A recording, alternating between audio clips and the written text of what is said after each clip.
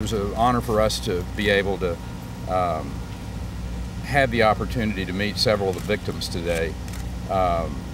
And before we go any further, I just want to say how blessed we are in Texas and in this country to have a facility like Scott and White. Each of those young men and women that we visited with and their families were truly thankful for this quality and professional group of men and women that are serving our soldiers at this time of need. It's been almost 2 days now since this tragic event occurred, and I don't think anything has happened to dull any of our feelings emotionally about the incident. To those whose lives have been shaken by this isolated incident, I think it communicates less about the safety of our society, or for that matter, the condition of the human soul, as much as it is about the way people, particularly neighbors as Scott and White is to that military base, take care of their own. From the instance the perpetrator opened fire, the better element of human nature kicked in. Sergeant Kimberly Munley, for instance, Mark Todd, who raced towards the sound of the gunfire, will be appropriately regarded and as heroes in the future.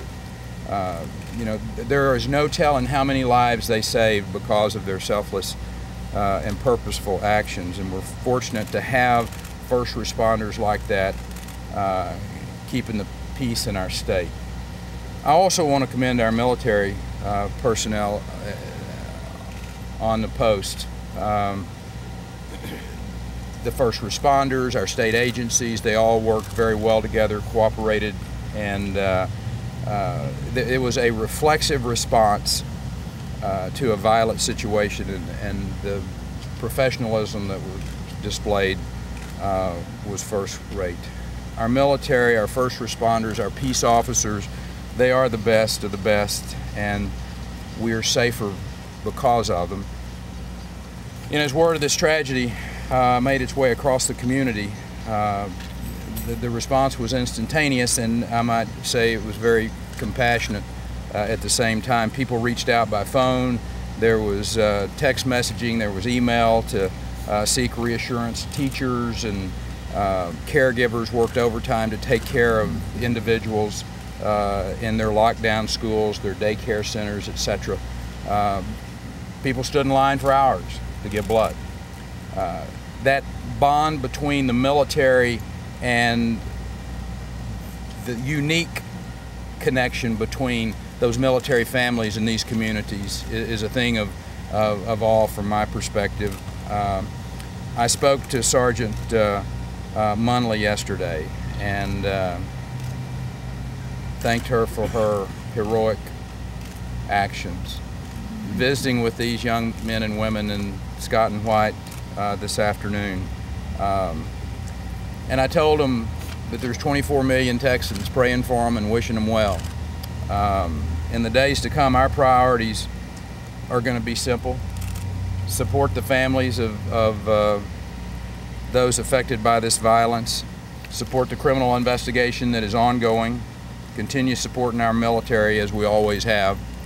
And to that end, the Texas Rangers have been directly involved with this criminal investigation. Resources from the Texas Department of Public Safety are standing by as needed. And at the same time, the Department of State Health Services has provided crisis counseling to impacted children and families and public safety personnel. The U.S. military has clear jurisdiction over this situation, but the state of Texas will continue to support it in any form or fashion.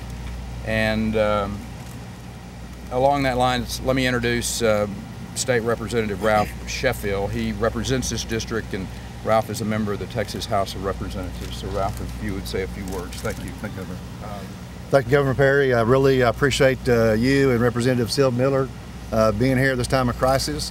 You know, it's just, it was a tragic thing, no doubt, here. But I really want to applaud Scott and White and the physicians and the hospital here for the great work they did in this crisis, in the time of need. I believe that in visiting the troops, the soldiers that are here, they're under great care.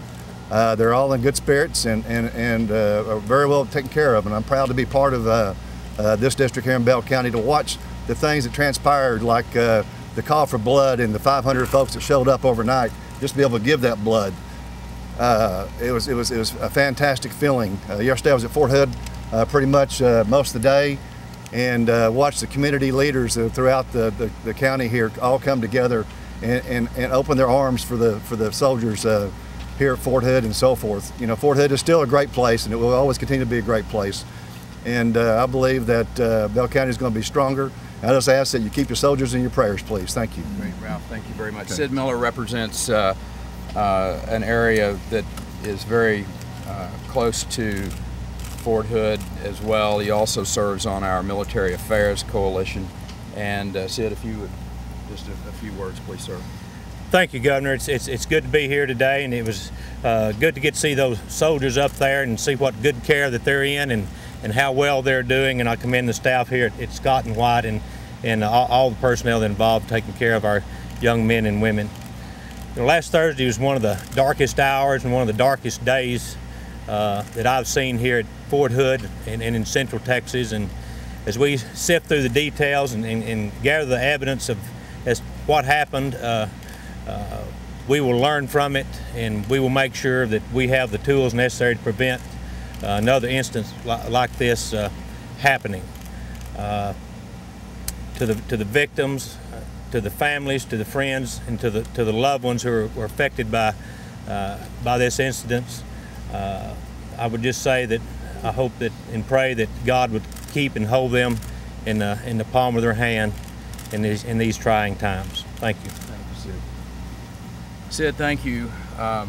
As we move forward from this day, I hope no one forgets the sacrifices that our military men and women make in defense of our country. I think that is the reflection that you see of the love of this community and the care and the continued support that you're going to see of our military men and women.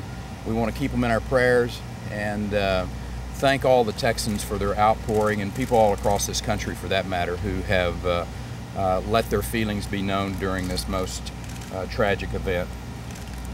With that, let me open it up to those of you in the working press who may have some questions. We've had an ex-military man. I imagine you probably had a good relationship in talking with them. What was your impression talking to the soldiers as ex-military, what they went through, and just your overall thoughts?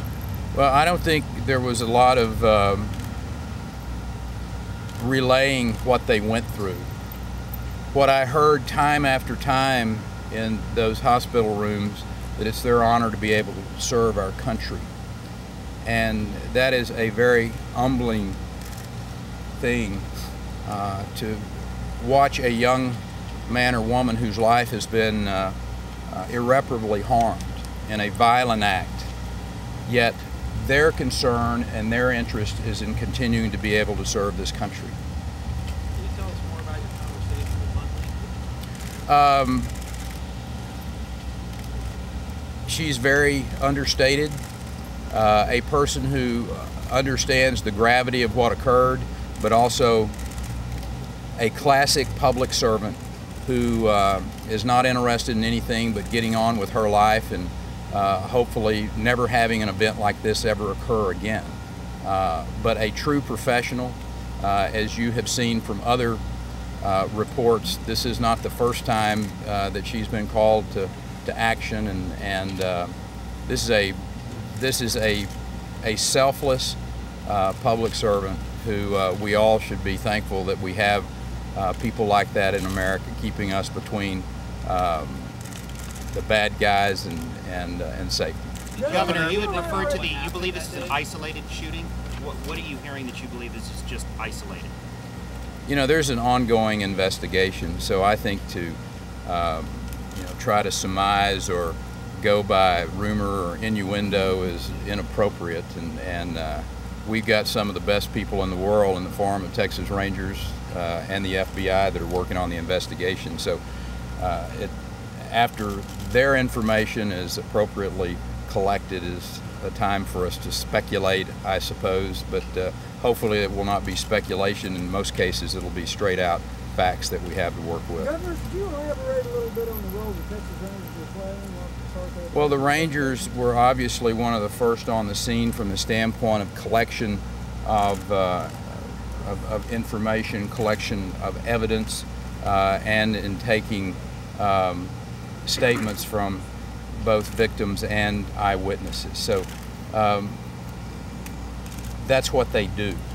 They're some of the best in the world from the standpoint of investigative professionals. And